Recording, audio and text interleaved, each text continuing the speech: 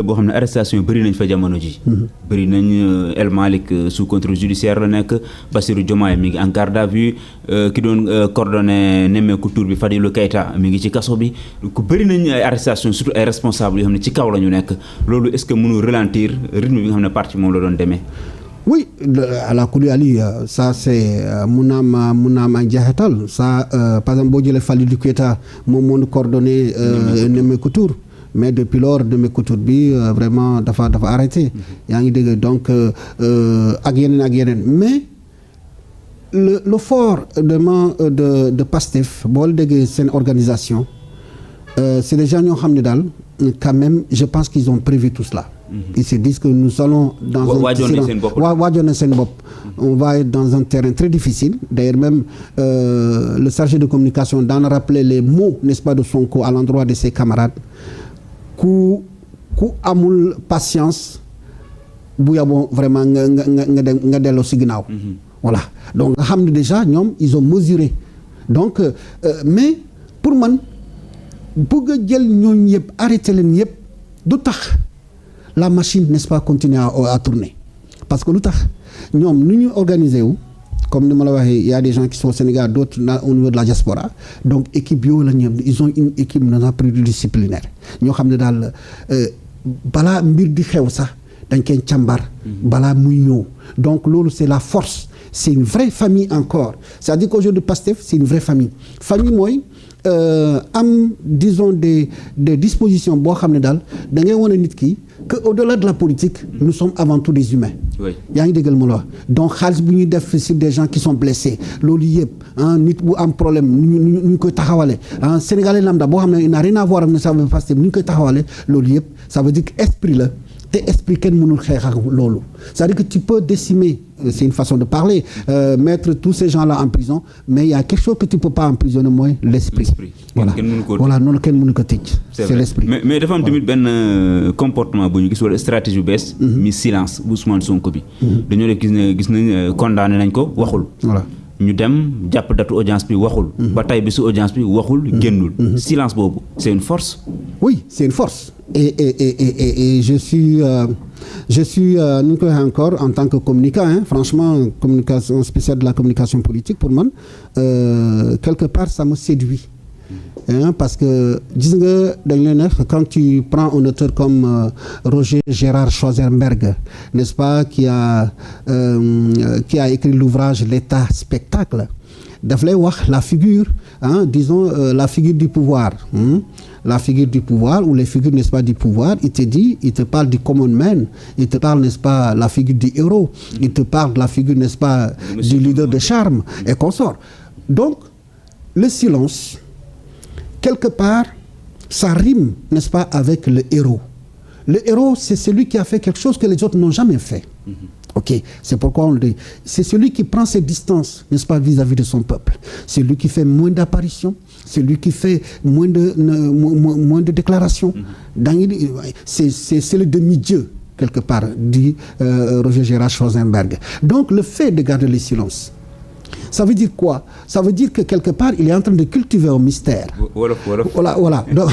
Donc le fait que mu garde mu noppi rek day mel ni mu cultiver ay mystère xam ñu ko waxee si wolof. benn kumpa. Voilà nit ñi kumpa boobu mu nekk nit ñi dañu commencé di interroger mais pourquoi du wax kañ lay li wax donc nit ñi dañuy dañ kumpa boo nekk ci kumpa rek nit ñi dañ kumpa.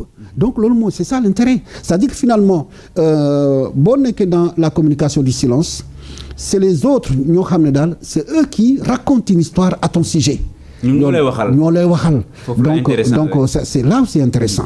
Les gens vont raconter des choses qui sont avérées, d'autres des choses qui ne sont pas avérées. L'essentiel yow yaa ngi sa koy yaa ngi et puis l'intérêt c'est quoi? C'est que boo def communication, n'est-ce pas, du silence da ngeen ne tekk rek di xool di déglu. Alors que booy wax t'as pas ce temps-là. Booy wax t'as pas le temps d'écouter, tu n'as pas le temps, n'est-ce pas, de regarder, tu n'as pas le temps de laisser venir les choses. Mais communication du silence daf la koy jox. Tu te retires et tu regardes les choses avec froideur. Loolu la Ousmane Sonko di def. Et actuellement dina egg benn bés boo xam ne daal les Sénégalais ont besoin de lui, c'est-à-dire qu'en même temps qu'il lance silence boobu lan lay créer day créer envie. envie boobu dañ koy namb justement namm boobu la. retour bi ñëw retour bu am doole lay doon am doole la. mais silence boobu dafay déranger aussi tamit ñu mu jàkkaarloo. ça dérange justement lu tax muy déranger en communication politique. silence day déranger en communication de façon générale parce que nit ki koo xam ne dara waxul dara mais. daf lay déranger parce que xamoo lu muy mbëbët. xamoo lu muy xalaat. indéfinissable. voilà voilà on peut pas daf lay agacer. maa ngi fàttaliku benn sketch là j'ai oublié le gars là Pape Ngagne. Serigne Ngagne. voilà Serigne Ngagne je pense que dafa am problème ak jabaram mu def benn connerie entre guillemets benn affaire la def ba jabar bi teg bët si lu mu def. que lu mu def ñaawoon na. mais moom lan la doon xaar femme bi dafa na teg ba léegi waxul dara Serigne Ngagne wax ko dara Serigne Ngagne di ñëw à un moment donné il était agacé mu ne ko waxal. parce que daf ko doon déranger justement daf ko déranger silence moo daf ko déranger moo tax nit ñi dañu war a vraiment des fois nit da ngay choisir noppi. noppi dafa baax si doomu aadama à un moment donné parce que boo noppee rek. nit ñi duñu xam lan ngay mijoter lan ngay xalaat nit ñi duñu xam vraiment lan ngay nas. force la si leader parfois nga retiré c'est une force chez le leader silence bi kenn du la gis. voilà tu te retires nga xool observer les choses ensuite nga ñëw après. mais mën na am tamit beneen côté ba mën na la gaañ. parce que boo noppee foo war a waxee justement parce que xam nga lu tax ma la noppi bi les autres dañu lay provoquer. c'est-à-dire boo noppee rek daf leen déranger donc lu ñu def ils vont te provoquer wax la loo xam ne dafoo ko wala provoquer sa entourage. bu boobaa dañuy provoquer sa entourage. loolu yëpp c'est pour que nga génne nga wax. et dama la jox am na misaal am na benn exemple sur Idrissa Seck. Idrissa Seck xam nga la def quand il a été défenestré maanaam bés bu ñu ko génnee premier ministre en 2004. Idrissa Seck dafa choisir la communication du silence. waxatul woon des mois durant il ne parlait pas et pourtant Idrissa Seck cérémonie bu mu dem rek le lendemain tu retrouves ça n'est-ce pas dans les réseaux dans la presse parce qu'il y a quelqu'un qui parlait de lui.